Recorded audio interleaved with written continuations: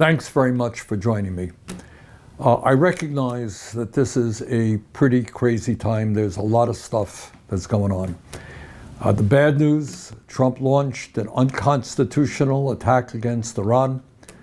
Clearly, he hasn't read the Constitution of the United States. Only Congress has the right to take our country into a war. The extremist Netanyahu government in Israel continues to starve the children there and shoot down innocent people, a real horror. In America, people are walking the streets of our country and they're being picked up by masked federal agents, thrown into vans without any due process, being taken to detention centers. Supreme Court just today made some very bad decisions. That's the bad news, and it's pretty bad. But here's some good news. The good news is that Zohran Mamdani has won the Democratic primary for mayor of New York City. And he has laid out an agenda that reflects the needs of a struggling working class.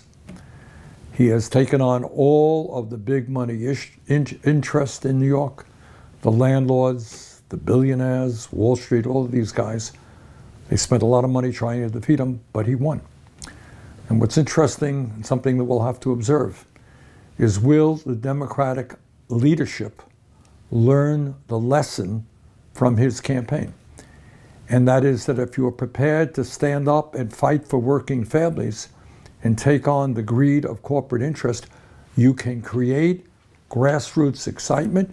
You can get thousands of people out on the street knocking on doors, and you can win elections.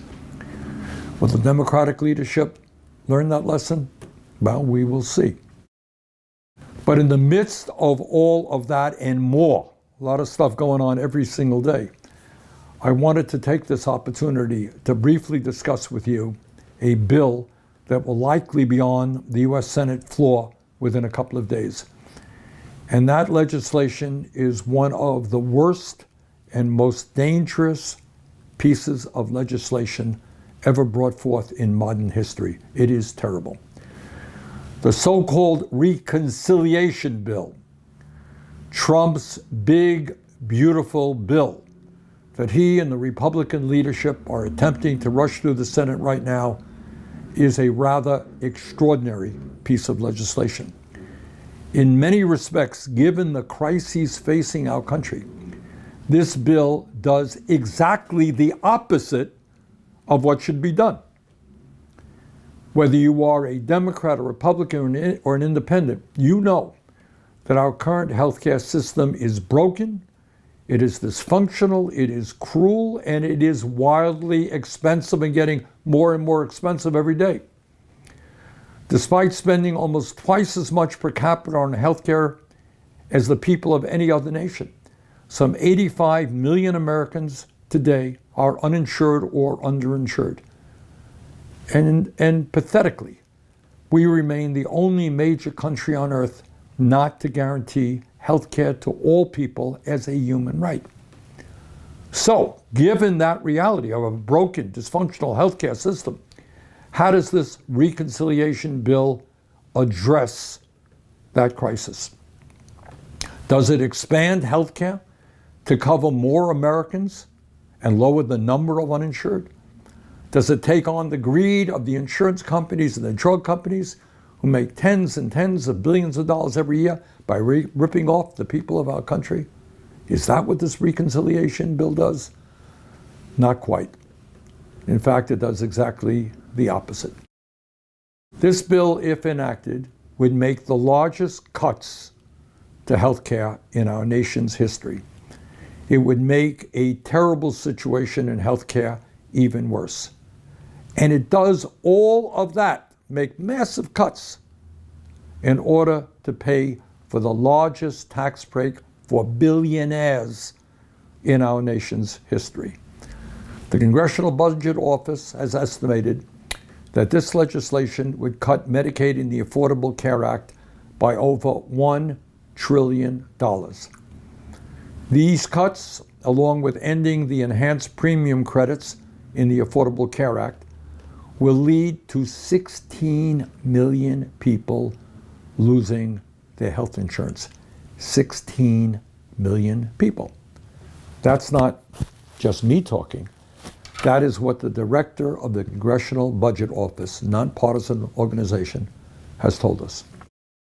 This bill, further, for the first time, forces millions of Medicaid recipients who make as little as $16,000 a year to pay a $35 copayment every time they visit a doctor.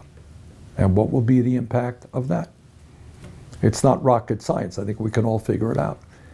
If people don't have access to health care, if they lose their health insurance, if they can't go to a doctor when they need to, if people have to pay a deductible they can't afford to pay, ordinary people, low-income people, working class people will suffer, and tens of thousands will die.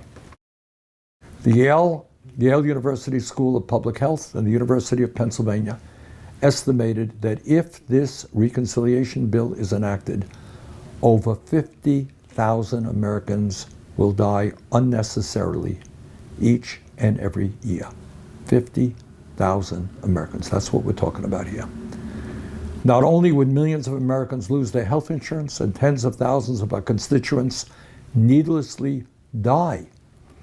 If this legislation is enacted, rural hospitals all over this country that are already struggling would be forced to shut down, lay off workers, or substantially reduce the vital healthcare services they provide. In other words, this bill, on top of everything else, would be a disaster for rural America, which, as everybody knows, is struggling right now. Further, when Trump and the Republicans in Congress make massive cuts to Medicaid, they're also making massive cuts to community health centers, which provide primary health care to 32 million low-income and working-class Americans.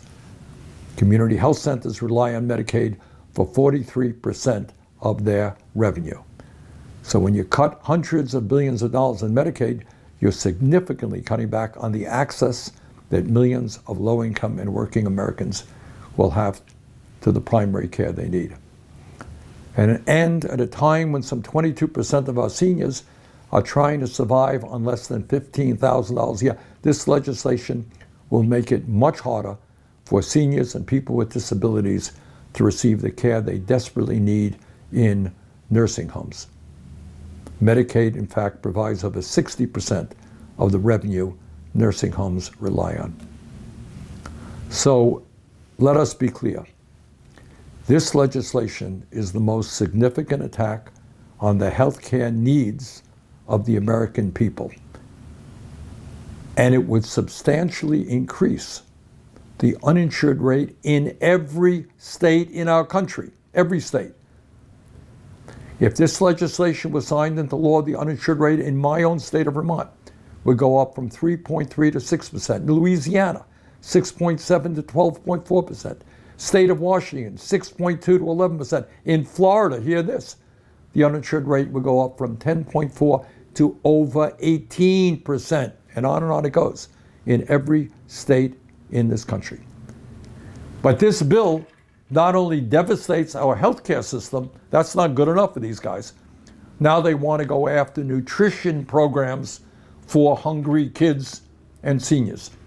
This bill would cut $290 billion from nutrition programs. It would slash education funding by $350 billion. So this bill is in essence exactly what Trumpism is about.